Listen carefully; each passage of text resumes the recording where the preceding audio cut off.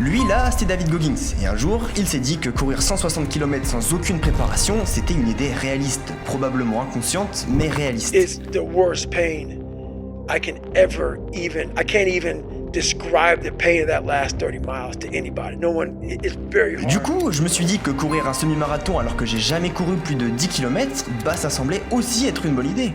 Ah, je suis vraiment un gros fils de pute, putain. Je crois que je vais dessus. J'ai mal à ma cheville droite. Alors, voici ce qu'il s'est passé.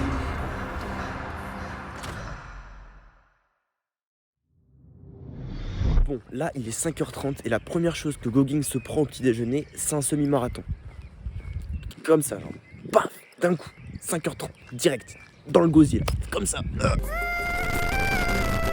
Bon, David Goggins, pour ceux qui ne le connaissent pas, c'est ce mec, un ancien Navy Seals, le seul homme à avoir complété 3 semaines de l'enfer, réputé pour être l'un des entraînements militaires les plus difficiles au monde. On dit même qu'une seule semaine suffit à perdre 5 ans d'espérance de vie. Il se trouve que c'est aussi le seul homme des forces américaines à avoir réussi le test des 3 branches des forces spéciales, l'US Air Force, l'Army Ranger School et la formation des Navy Seals. En plus de ça, il a concouru dans plus de 60 compétitions d'ultramarathon et de triathlon, comme la Badwater 135, course qu'il a d'ailleurs terminée en 2006 avec des pieds cassés, et la Moab 240, où il est notamment arrivé 2ème en 2020. On parle quand même là d'une course de plus de 380 km parcourue sur plus de 2 jours non-stop. Il a aussi terminé la Heurt 100, l'une des courses trail les plus difficiles au monde, tellement difficile qu'il n'y a pas beaucoup de gens qui l'a terminé. Et enfin, il a battu le record du monde de traction effectué en moins de 24 heures en 2013. Il en a effectué 4030. Perso, mon max c'est 15 quoi. Le plus drôle dans tout ça, c'est qu'il avait une malformation cardiaque, ce qui limitait son cœur à 60% de ses capacités. Si ça avait été découvert plus tôt, il aurait même pas pu devenir Navy Seals et encore moins participer à tous ces ultramarathons. Donc bon, grosso modo, le mec, c'est quelqu'un. Mais ça, c'est pour la version courte.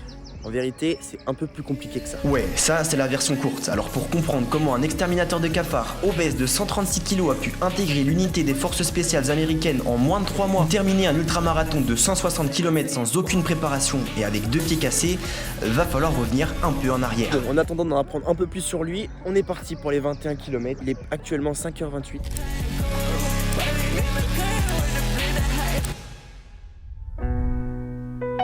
We lived on Paradise Road, and it was anything but fucking paradise. Le petit Goggins naît dans une atmosphère familiale très compliquée. Le responsable, c'est son père, Trounis Goggins. Ce mec, c'est une vraie pourriture. From the time I was able to walk, I was working that skating rink, and I worked it from like 9 o'clock at night until like 12 o'clock in the morning pretty much. Bah ouais, Trounis, c'est un vrai businessman. Il possède pas mal de bars patinoires en ville où il y fait notamment venir des prostituées du Canada. Le problème, c'est que la journée, le petit Goggins, il arrive pas à rester éveillé. Bizarrement, il dort pas suffisamment. Bizarre. Du coup, il suit pas correctement les cours et il développe de grosses difficultés à lire et à écrire. So we had 2 different sides. It was the side that everybody saw, which was the side of, this man, your dad is so damn cool, man. He's awesome. But no one knew what was going on in that house on 201 Paradise Road. The second that door was shut in that house, it was game on.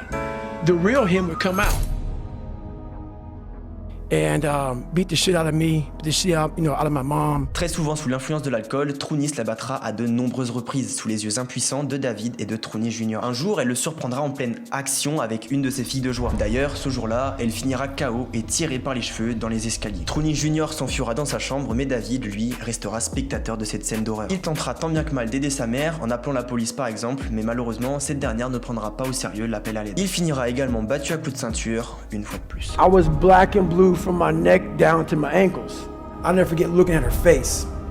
And her face is tattooed in my brain. The look on your mom's face when you see your shit that fucked up, it haunts you. And maybe 2 days later, my mom's in the living room while my dad's in the kitchen talking to one of his girls. My mom comes into the kitchen.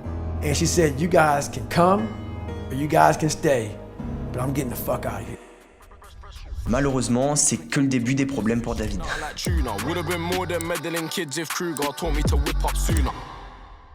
Là, on est quelques mois plus tard, mais c'est toujours la merde pour Goggins. Certes, son père n'est plus là, mais son impact se fait toujours ressentir. Bah ouais, David, il a passé une très grosse partie de ses nuits à travailler pour son père. Du coup, comme je l'ai dit, il a développé de très grosses lacunes scolaires. Il va donc devoir repasser son CE1. Et en vrai, il en a cruellement besoin. Il sait à peine lire et écrire. Bref, les cours se passent de mieux en mieux pour Goggins, si bien qu'il réussira à rattraper une très grosse partie de son retard et pourra passer en CE2. En revanche, son frère, lui, aura plus de mal, qui finira par retourner à Paradise Road chez son père. Mais le CE2 ne se passera pas aussi bien que le CE1. Et ça, c'est à cause de Mademoiselle D. Elle, c'est l'antagoniste. Elle verra les lacunes de David et comme elle ne veut pas d'enfants en difficulté dans sa classe, elle fera tout son possible pour l'envoyer dans une autre école. Le problème c'est que ça sous-entend rajouter des frais financiers et ils vivent déjà bien dans la galère. Niveau finance, c'est pas trop ça. Yes, my mom big time cared, but she was busy. she was gone working 3 jobs. We lived in a $7 a month place for a lot of the time. Comme David ne veut pas rajouter de frais financiers à sa mère, il trouvera une solution. Pour régler ça, David se mettra à tricher à tous les tests d'évaluation. En croyant régler un problème, il en créera en réalité un nouveau, bien plus grand. I cheated all through school, and it's kind of humbling to talk about my stories sometimes, and it's also embarrassing, but it's real. It's who the fuck I am. It's what I am. It's what created me.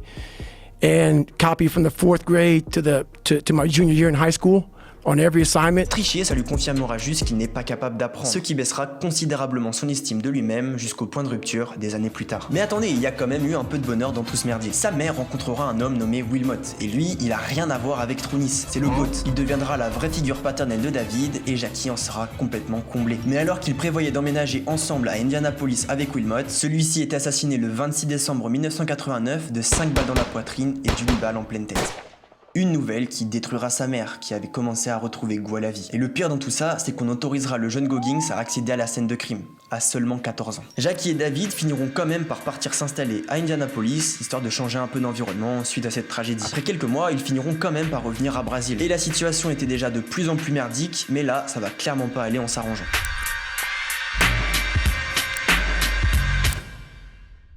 Cette fois-ci, Brazil est très différent de ses souvenirs d'enfance. Il prendra conscience de quelque chose qu'il ne voyait pas étant petit, mais auquel il se retrouvera brutalement confronté. Pourquoi ? Vous avez déjà sûrement entendu parler du Ku Klux Klan. Je sais même pas si j'ai le droit de dire le nom de cette organisation terroriste suprémaciste blanche qualifiée entre autres de raciste, antisémite et j'en passe. Pour info, c'est pas très loin de Brésil qu'elle s'est formée il y a de ça plus de 100 ans. Ce qui explique qu'à Brésil, on ne retrouve qu'une poignée de familles noires. En gros, si c'était pas assez clair pour toi, il est victime de racisme. There was about maybe 10 black families and about 10,000 people in the town. And in 1995, the KKK marched in the 4th of July parade. So this was not everybody was racist. There was a lot of good people. Some of the best people I knew was there, but there was also a lot of racism there. So me being one of the few black kids in that, in that area, it kind of haunts you. I had stuff on my notebook, nigga, we're gonna kill you, on my Spanish notebook. They had that on my car, nigga, we're gonna kill you. This is early 90s. Et donc, pour être un minimum apprécié, il continuera à tricher et il jouera la racaille, histoire de lui donner un petit peu un air cool. T'as vu, tu vois ce que je veux dire? I started lying about everything. I wanted people to like me. I wanted to be accepted in some society of life. I was making different hairstyles and sagging my pants, and I was off. I was off, man. I was a clown. I was a clown, and I was like, this is not where you're supposed to be in life, man. Mais à la réception d'un bulletin de notes, il finira par affronter la réalité en face d'un miroir, le miroir des responsabilités. Il sait qu'il n'est rien, mais il sait aussi qu'il ne fait rien pour réaliser son rêve. Rentrer dans l'US Air Force en tant que Para-Rescue Jumper, comme Scott Guerin. Alors je sais pas si tu connais l'histoire du mec, mais en gros c'est un mec qui a sauté en parachute à plus de 4800 mètres, sans parachute, et qui s'en est sorti quasiment indemne. Pendant la terminale, il développera une routine liant les études, le sport et la préparation au test ASVAB. En gros, le test ASVAB, c'est un test scolaire qui permet d'évaluer les compétences en maths et en sciences notamment pour les futurs militaires. Pour sa routine, il se lèvera à l'aube, ira à la salle, fera des tours de terrain de golf en courant, se donnera des tâches comme à l'armée, du style se raser la tête ou faire son lit, se poussera de nombreuses fois dans l'inconfort et recopiera encore et encore des livres entiers. Tout ça pour rattraper son retard scolaire. On le rappelle, il triche depuis le CE2, donc ça veut dire que depuis le CE2, il n'a rien appris, il a juste triché, c'est tout. Finalement, il échouera 2 fois le test ASVAB, avant de le réussir la 3e fois. À 19 ans, le jeune Goggins est parvenu à bâtir quelque chose. Maintenant, il faut savoir qu'une composante majeure de la formation pour devenir Para-Rescue Jumper, c'est les épreuves aquatiques. I was afraid of the water, terrified of the water, and I learned how to swim. But what gets everybody in this training, in all special ops training, is the water confidence, where they try to pretty much drown your ass. 6 weeks into the program, the doctor gave me a blood test, and realized I have sickle cell trait, not the anemia, but it still killed people. But so they put me out training for a week, and when you go from being very uncomfortable in that water situation, and then now you're comfortable, and I'm sitting back watching the guys drown, 'cause I'm not part of the activities anymore for this week. I didn't want to get back in that damn water again. À ce stade, Goggins pense déjà sérieusement à abandonner. Alors quand les médecins lui proposent une seconde chance, il hésite beaucoup. Il hésite tellement que son instructeur finit par le remarquer et le renvoie chez lui pour raison médicale. La vérité, c'est que sa peur de l'eau a été plus forte que son rêve. Cet échec le rappellera de toutes ses forces à la réalité. Il n'est rien, il n'accomplira jamais rien. Petit à petit, il recommencera à sombrer dans les ténèbres. Au fait, il y a 88,2% des gens qui regardent mes vidéos qui ne sont pas abonnés. C'est probablement le pire ratio du YouTube Game. Je suis abattu. Alors si ça vous plaît, bah abonnez-vous, ça m'aide vraiment de fou. Allez, la bise l'équipe.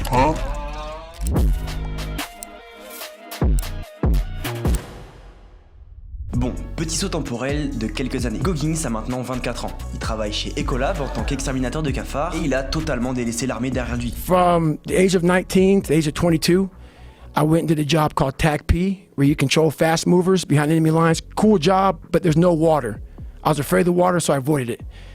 And I gained 125 pounds in that time frame. I went from 175 to almost 300, to 297 was my heaviest. La raison, elle est toute simple. Après son abandon 5 ans plus tôt, il a développé une petite addiction aux petites boîtes de donuts et aux milkshakes. I would spray down Steak and Shake as my last spray down. I knew the manager real well, and he would make this special shake for me, man, with a chocolate, a little bit of vanilla, a little bit of straw. You know, when you're depressed, you like to eat and drink shakes and whatever.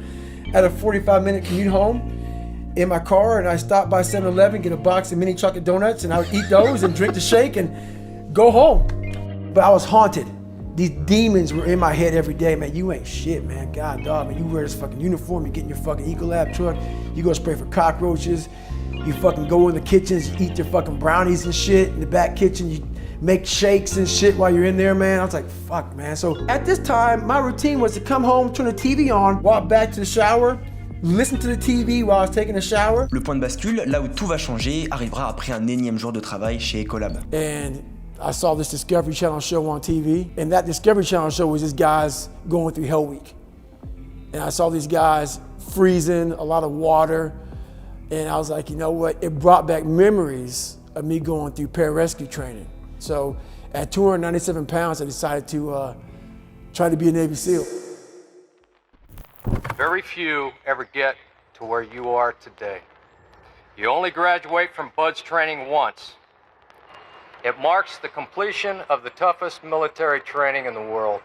In a society where mediocrity is too often the standard and too often rewarded, there is intense fascination with men who detest mediocrity, who refuse to define themselves in conventional terms, and who seek to transcend traditionally recognized human capabilities. This is exactly the type of person BUD/S is meant to find. Ça a l'air dur, vraiment très dur. Mais il comprend que c'est ce qu'il lui faut. Une chose est sûre, sa vie ne peut se résumer qu'à des échecs. Il commence à contacter plusieurs centres de recrutement dans toute la région, mais personne ne le prend au sérieux. Bah ouais, il pèse plus de 130 kilos et on parle là du camp militaire le plus difficile au monde. Après des dizaines d'appels, il finira par tomber sur Steven Slalijo. Ce dernier sentira la motivation ardente de Goggins. Il lui annonce alors qu'il y a une place disponible dans un camp dans 3 mois. Le problème, c'est que comme on l'a dit, il est un petit peu en surpoids. Pour sa taille, donc 6'1", je sais pas, ça fait doit peser 86 kilos, soit quand même 48 kilos de moins qu'il doit perdre en 3 mois. Après avoir quitté son travail, David rentre chez lui déterminé à courir 6 km. Le problème, c'est qu'il en courira que 400. Et il est complètement mort. Il est HS. Désemparé, il rentre chez lui avec une boîte de donuts et un milkshake. Et il fond en larmes. Il se met alors son film préféré, Rocky, et il avance jusqu'au round 14. Cette scène en particulier l'a marqué à vie. C'est probablement celle qui est responsable de l'homme qu'il est aujourd'hui. C'est parti pour le putain de comeback. Un peu trop. Il va suivre une routine, mais pas n'importe quelle routine. C'est une routine. Attention. Réveil à 4h30, une banane au petit-déj, 2 heures de vélo en révisant son test ASVAB, bah ouais, il doit le repasser pour être Navy Seals, 2 heures de natation, 2 heures de musculation, encore du vélo pendant 2 heures, un vrai repas en guise de dîner, puis encore du vélo pour 2 heures avant d'enfin aller se coucher. Petit à petit, il incorpore la course dans sa routine. Il passe de 2, puis 3 à 6 et enfin 10 km. Il effectue des centaines de répétitions à la salle, perd 11 kg les 2 premières semaines et commence à faire des tractions. Il s'est même entraîné à marcher au fond de l'eau avec une ceinture de 7 kg, effectuant des longueurs de 50 mètres avec des briques dans les mains en apnée. Tout ça pour combattre sa peur de l'eau. Aucun jour de repos, aucun répit, qu'il pleuve, qu'il vente, qu'il fasse froid ou qu'il fasse chaud, il est là. Après 3 mois de transformation poussée à l'extrême, il pèse 86 kg, a réussi son test ASVAB. Bref, il est prêt à affronter la semaine de l'enfer. Et en fait, il en fera même pas qu'une, il en fera 3. Ouais.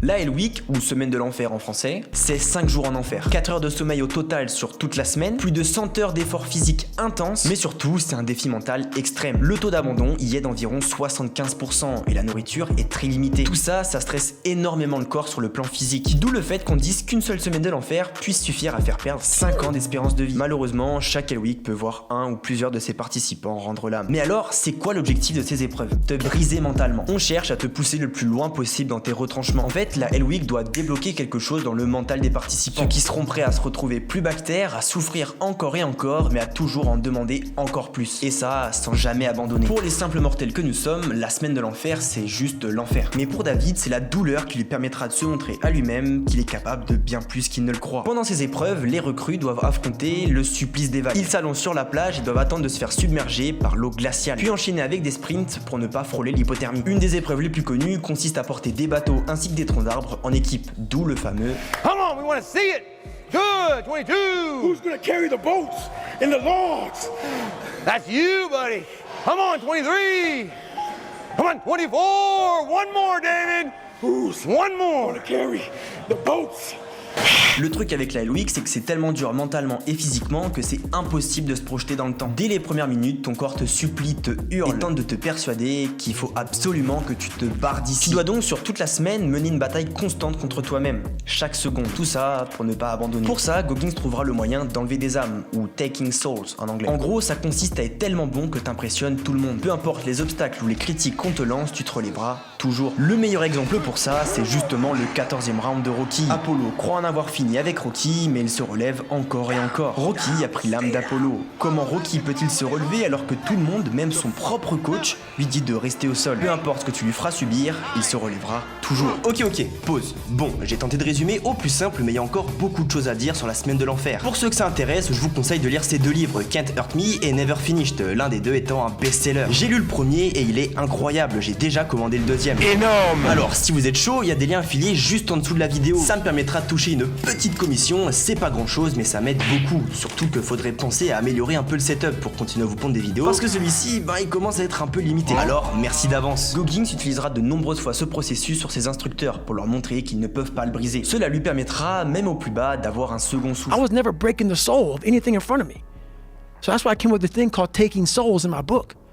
I started to devise ways to break a soul. Nothing wants to stand in front of anything that is relentless. You have the instructors who they've been there, done that. Now they're instructing you. So they do their 8-hour shift. They have their parkas on. It's usually cold, coffee, drinking their coffee, and they're beating the crap out of us. And when I started realizing, I started playing mind games. And I was like, you know what? I bet these fuckers are looking at us, judging themselves about when they were going through Hell Week. About, let me see, I'm looking at Goggins right now. I was better than him.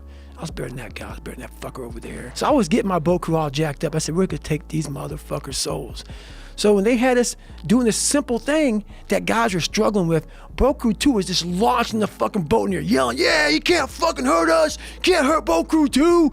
And I looked on the instructors' faces and it looked like someone had just fucked with their soul. And I looked at my guys in my Boku and I said, hey, guess what? Those motherfuckers aren't fucking tonight. We own space in their fucking head. Bon, ok, mais du coup, comme j'ai dit au début, David, lui, il a complété 3 Hell Weeks. Non pas parce qu'il a abandonné, mais parce que son corps est tombé en lambeaux. Et ça, 2 fois. La première fois, il est disqualifié pour une double pneumonie et de nombreuses fractures de stress. La deuxième fois, il arrive presque à la fin, mais se brise la rotule. Son genou fait la taille d'un putain de melon. La troisième fois, c'est sa dernière chance de devenir Navy Seals. Il se cassera les 2 tibias, ces derniers étant déjà bien fragilisés à cause de sa dernière semaine de l'enfer. Mais il tient absolument à terminer. Alors pour ça, il va se bander les tibias avec du scotch pour terminer la semaine de l'enfer. D'ailleurs, cette 3e semaine sera achevée avec 2 jours d'avance pour cause de décès d'un des participants et ami de Goggins. Hop, petite info bonus. Après la Hell Weeks, les victorieux de cette semaine enchaînent avec le Stage Buds. Au total, c'est environ 5 mois à un rythme de fou, avec des épreuves aquatiques et terrestres notamment. Mais notre gars, il a encore les tibias fracturés et hors de question d'abandonner. C'est sa dernière chance. Du coup, pour poursuivre la formation, il va encore se bander les 2 tibias avec du scotch pour les maintenir en place. Et ça, tous les jours. Ça sera un enfer pendant les 45 premières minutes, mais ensuite ses jambes s'engourdissent, alors il ne sent plus rien. So I literally went through all of BUD/S, my last SEAL training, with stretch fractures and shin splints. And how I did it was I would tape my ankles all the way up to my calf every morning. So for the first hour, the pain was excruciating. But what happened is my feet would go numb. And I did that every single day for 6 months. Wow! C'est un malade, hein, mais ça va marcher. Il sera finalement décoré du Trident des Navy le 10 août 2001 en tant que 36e afro-américain de l'histoire à devenir Navy SEAL. Et ça, en plus de 100 ans. C'est exceptionnel. Mais le prochain chapitre est de loin mon préféré. C'est celui même qui a dicté l'idée de cette vidéo.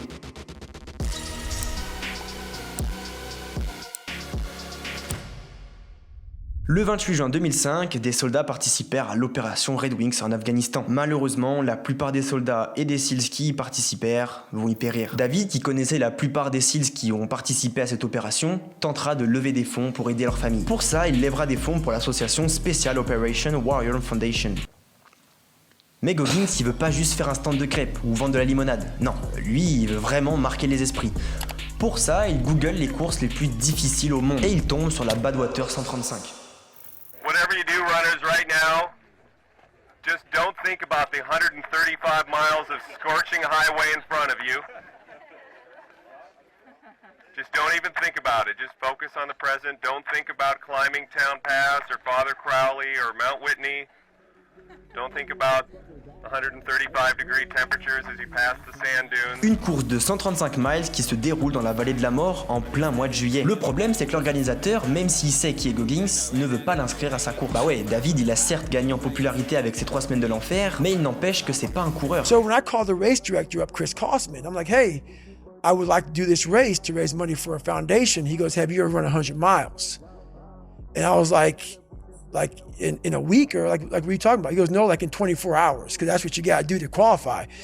And I was like, is that even possible? Mais il voit que David est déter. Alors, il lui indique qu'une course a lieu ce samedi, la San Diego One Day. Saturday is a 24-hour race where you run around a 1-mile track for 24 hours. And if you can get 100 miles, I'll consider you in my race. Avec cette course, il a 24 heures pour parcourir 100 miles. Au moment de cet appel, on est déjà mercredi. Du coup, le samedi, il se rend sur la ligne de départ. Petite supplémentation qui fait que ce qui va se passer là, c'est légendaire. Déjà pour lui, les ultramarathons, c'est des courses découpées sur plusieurs jours. En gros, on ne parcourt pas toute la course en une fois. Il n'arrive pas à concevoir que ce soit possible de courir autant sans s'arrêter. I thought it was a fucking stage race. I didn't know people can run 135 miles at one time. I had no idea it was even possible. What do you mean a stage race? Where you run like 20 miles, camp out, and then run 20 more till you get 135 miles. En plus, ça fait plus d'un an qu'il n'a pas couru. On rajoute à ça le fait qu'il n'ait aucune préparation. Enfin si, son seul cardio, c'est 20 minutes a week on the elliptical trainer every Sunday. Ouais, à ce moment-là, Goggins, il est plus muscu, bulk que cardio. La veille, il se tape même une giga séance jambes avec un de ses anciens instructeurs de la semaine de l'enfer. Silverback Gorilla is what I call him in the book. That's not his real name, obviously. But yeah, he saw me go into my car the night before my first 100-mile race, and it's like he called me out. He said, "Hey, Goggins, come here." And so we're doing squats, deadlifts, power cleans, heavy bench presses, and I'm thinking, I have to run 100 miles tomorrow. But I also knew he was coming out there to watch me. So I was like, you know what? You put me through 3 hell weeks. You were my instructor. So now it's my turn to educate you on what a human can do. Because I know you could be sitting there thinking while you're watching me with your wife and your kid, and you just worked out with me the night before. We went real heavy, did the heaviest shit, and we're sore. You're going to sit there while you watch me run around this 1-mile track. How the fuck is he doing that shit right now? We lifted heavy as hell, and he's running 100 miles and never has run past 20 miles in his life. I use that for a lot of fuel. So that gym workout, Mr. Silverback Gorilla, there was a lot for my mentality. Mais c'est pas tout, il va faire des provisions pour cette course, des Cracker Ritz et du Myoplex. Pour un effort de 24 heures. Génie ou abruti? Au départ de la course, David se débrouille plutôt bien. Trop bien même. Et ça inquiète John Metz, le directeur sportif de la course. David a une allure très élevée pour son premier ultramarathon. Il va beaucoup trop vite pour l'effort qu'il attend. Ah, et d'ailleurs, j'oubliais, le max qu'il ait couru, c'est un marathon il y a quelques années avec un pote Sils. Donc arrivé au 42e kilomètre, c'est la découverte totale. Il lui reste encore 20 heures de course et l'équivalent de 3 marathons à parcourir. Et c'est à ce moment-là qu'il commence à se dire qu'il est peut-être foutu.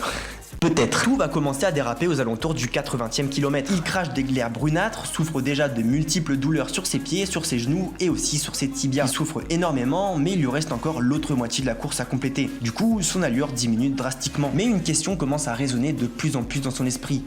Pourquoi? Au 112e kilomètre, c'est l'hécatombe. Il s'arrête pour la première fois après 12 heures de course et s'assoit sur une chaise bleue de camping. Ses genoux sont usés à cause des impacts sur le sol, ses tibias souffrent de multiples fractures de stress, ses ongles de pied se détachent, des ampoules éclatent, ses pieds sont cassés, littéralement cassés, sa pression artérielle est complètement foutue et ça, c'est dû à sa nutrition foireuse. Il voit trouble et n'arrive même pas à tenir debout. Ses reins sont en train de lâcher et il pisse carrément du sang. Il n'arrivera même pas à aller aux toilettes et il se chiera dessus. Pas de chance. Malgré son état, il finira quand même par repartir en plaçant difficilement un pied devant l'autre. Le problème, c'est que maintenant, il va pas assez vite, il marche trop lentement. On rappelle qu'il doit parcourir encore 50 km en moins de 12 heures dans un état lamentable. Arrivé à 130 km, il est 2 heures du matin et ça fait déjà 16 heures qu'il court. Kate, sa femme de l'époque, lui annonce qu'à ce rythme-là, il terminera pas la course à temps. À ce moment-là, cette course n'est plus juste un moyen de financer une association, c'est devenu son affaire personnelle. Goggins se mit alors à repenser à ses exploits passés.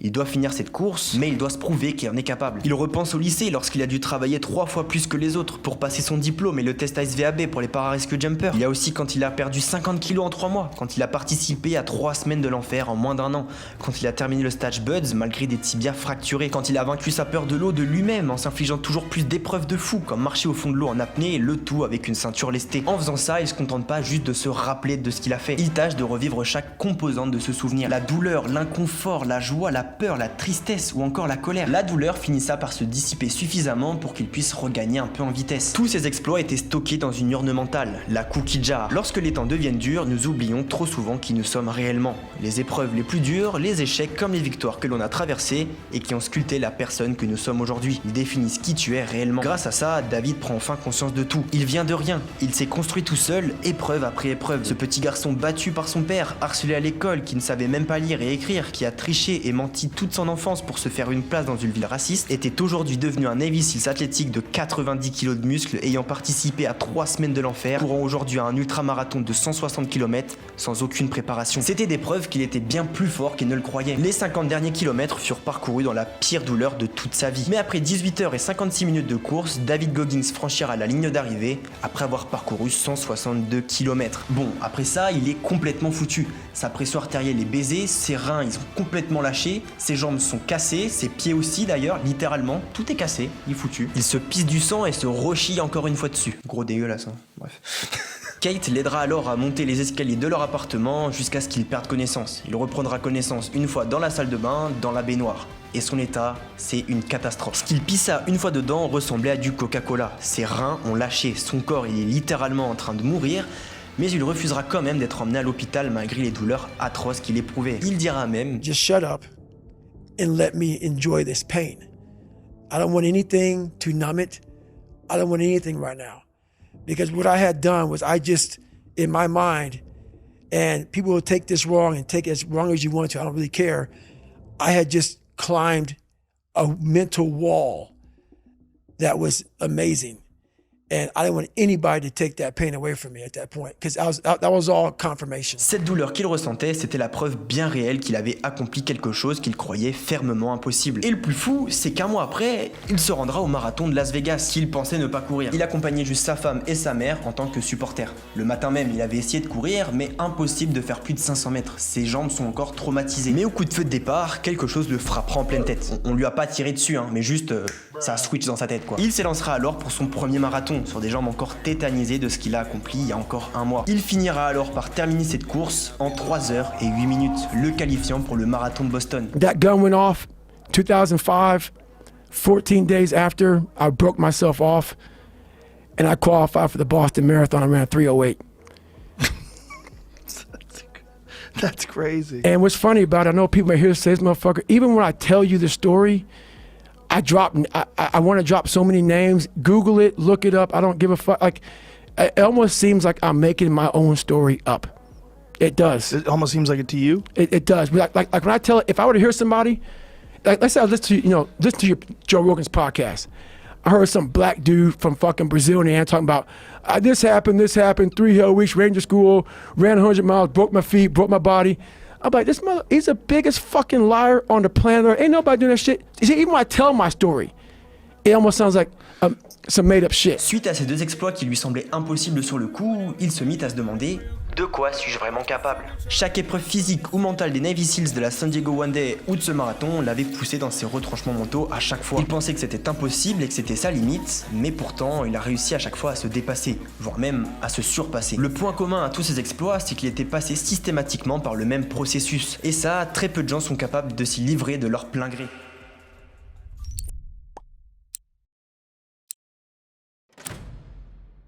Mais alors, pourquoi? Qu'est-ce qui a drivé ce mec à se surpasser autant? Qu'est-ce qui s'est passé dans sa tête pour continuer à courir malgré un tel niveau de souffrance? Pour pouvoir comprendre, je me suis mis dans la même position que lui. Je me suis exposé à la douleur en faisant un truc que j'avais jamais fait auparavant. Courir un putain de semi-marathon à 5h du matin. Quelle idée. Ce matin-là, j'ai ouvert les yeux un peu avant mon réveil. Et je me rappelle que la première pensée qui m'a frappé, c'est... Oh sa mère, c'est aujourd'hui. Putain. Mais vas-y, je sais quoi, je le sens pas, je vais pas la tourner aujourd'hui. Faut dire que j'étais légitime. Ça fait vraiment chier de courir un semi-marathon. Surtout que la dernière fois que j'ai couru, c'était il y a 3 mois. Mais étrangement, c'est exactement ce qui m'a poussé à y aller. Très peu de personnes l'auraient fait.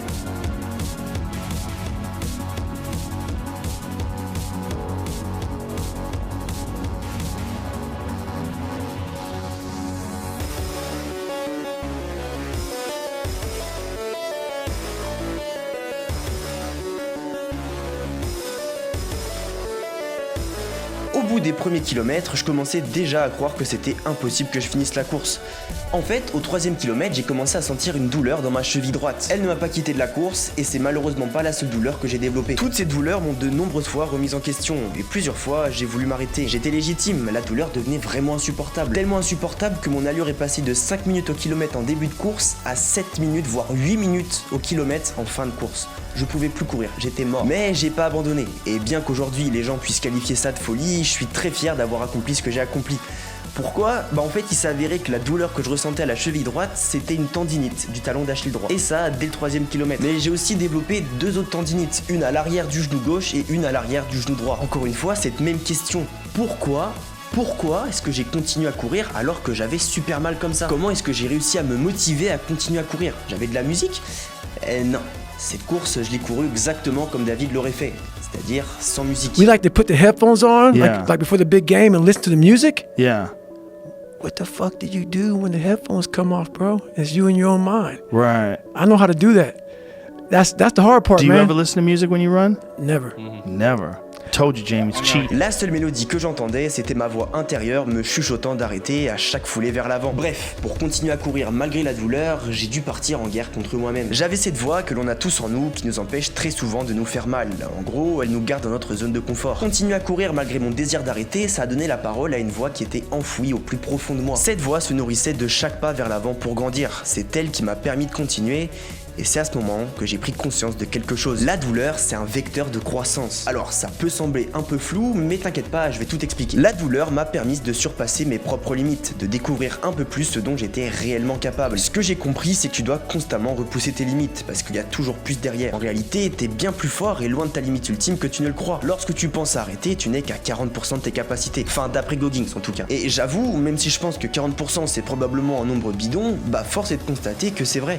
Tu peux toujours aller chercher plus loin et plus profond au fond de toi pour continuer. Malheureusement pour moi, pour toi et pour nous, ben ça passe forcément par la douleur. T'es obligé de souffrir pour briser cette limite mentale. T'auras toujours cette voix qui te dira que c'est pas possible, que tu ne peux pas le faire parce que c'est trop dur et que ça fait mal surtout. Alors tu dois développer une autre voix interne basée sur ce que t'as déjà traversé, que ce soit une victoire ou un échec. Elle doit être capable d'accepter de souffrir. La douleur est nécessaire pour s'améliorer et ça, Goggins il l'a très bien compris. C'est grâce à ça s'il a pu passer d'obèse de 136 kg à un Navy Seals capable de participer à 3 semaines de l'enfer. C'est aussi ça qui lui a permis de terminer un ultramarathon de 160 km sans préparation. Il est parvenu à accomplir des choses dont il ne se pensait pas du tout capable, mais pour ça, il a dû souffrir. Et c'est aussi grâce à ça qu'il s'est forgé lui-même. Il a bâti sa confiance en lui, sa fierté, sa volonté à travers la douleur. Ce mec, c'est littéralement la personnification de la volonté et du dépassement de soi. C'est la preuve que l'on est tous capables de devenir quelqu'un. Et pour ça, il ne suffit que d'une chose, le vouloir. Parce que la vérité, c'est que l'on sait tout ce que l'on doit faire. On sait ce que l'on doit entreprendre pour changer ou pour atteindre un objectif. objectif. La seule personne qui peut t'y pousser, ben c'est toi-même. Alors, après 2h30 de course, j'ai fini par atteindre les 21 km. Et comme prévu, j'étais complètement foutu. J'avais la tête qui tournait, mes genoux qui me faisaient souffrir, les jambes étaient terriblement lourdes, ma cheville droite me faisait boiter, mais comme un fils de pute. Mais la douleur que je ressentais me confirmait plus que jamais que j'avais dépassé mes limites, que j'avais accompli quelque chose qui, dès les premiers kilomètres, me semblait totalement impossible. La fierté et la joie que j'ai ressentie au moment de la délivrance valent sans aucun doute ces 2h30 de souffrance. Je pense que tu l'as compris, mais pour moi, c'était bien plus qu'un semi-marathon. C'était la preuve de ce que David Goggins a trouvé il y a des années de ça.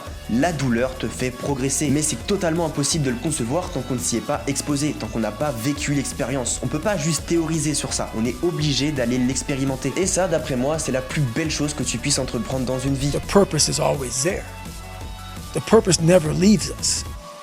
Because the very purpose is you. That is the number one purpose in life, is to better oneself. It's so easy to be great nowadays, my friend, because most people are weak. Most people don't want to go to that extra mile. Most people don't want to find that extra because it sucks. It's miserable. It's lonely. C'est trop stylé, mec. C'est trop stylé. Ça y est, j'ai tué ça à ma gueule. I'm coming back for my money.